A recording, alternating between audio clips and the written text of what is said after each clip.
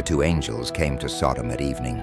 Lot sat in the gate of Sodom. Lot saw them and rose up to meet them.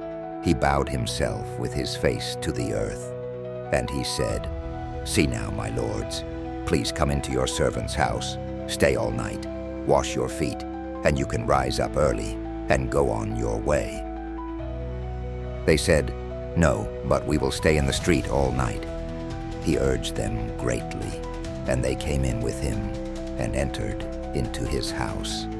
He made them a feast and baked unleavened bread, and they ate. But before they lay down, the men of the city, the men of Sodom, surrounded the house, both young and old, all the people from every quarter. They called to Lot and said to him, "Where are the men who came in to you this night? Bring them out to us, that we may have sex with them." Lot went out to them through the door and shut the door after himself. He said, "Please, my brothers, don't act so wickedly. See now, I have 2 virgin daughters. Please let me bring them out to you, and you may do to them what seems good to you. Only don't do anything to these men, because they have come under the shadow of my roof."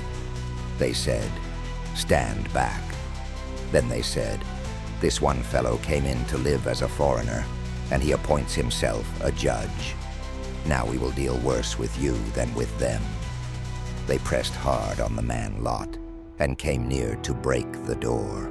But the men reached out their hand and brought Lot into the house to them and shut the door.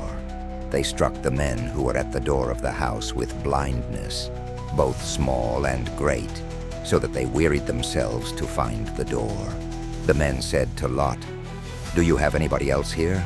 Sons-in-law, your sons, your daughters, and whomever you have in the city, bring them out of the place, for we will destroy this place, because the outcry against them has grown so great before Yahweh, that Yahweh has sent us to destroy it."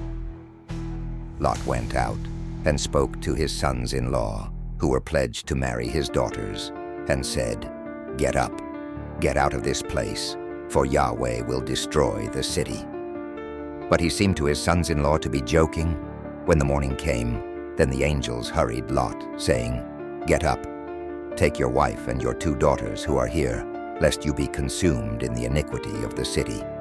But he lingered, and the men grabbed his hand, his wife's hand, and his 2 daughters' hands, Yahweh being merciful to him. And they took him out and set him outside of the city. It came to pass, when they had taken them out, that he said, "Escape for your life. Don't look behind you, and don't stay anywhere in the plain. Escape to the mountains, lest you be consumed." Lot said to them, "Oh, not so, my lord. See now, your servant has found favor in your sight, and you have magnified your loving kindness, which you have shown to me in saving my life. I can't escape to the mountain, lest evil overtake me, and I die. See now, this city is near to flee to, and it is a little one. Oh, let me escape there.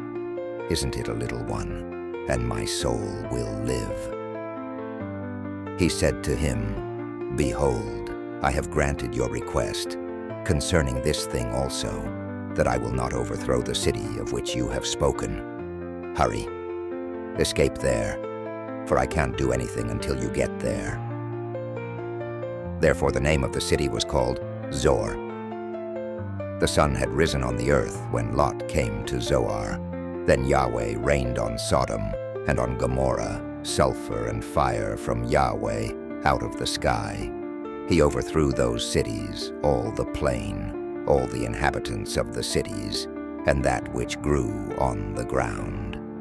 But Lot's wife looked back from behind him, and she became a pillar of salt.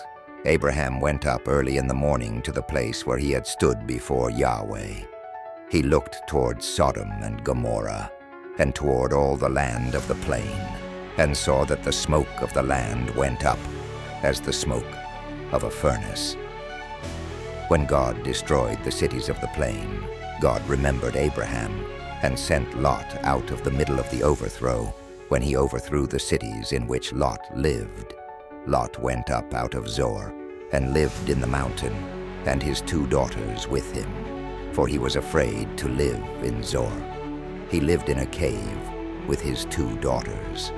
The firstborn said to the younger, "Our father is old, and there is not a man in the earth to come in to us in the way of all the earth.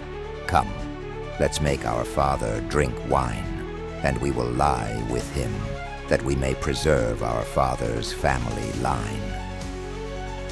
They made their father drink wine that night, and the firstborn went in and lay with her father. He didn't know when she lay down, nor when she arose.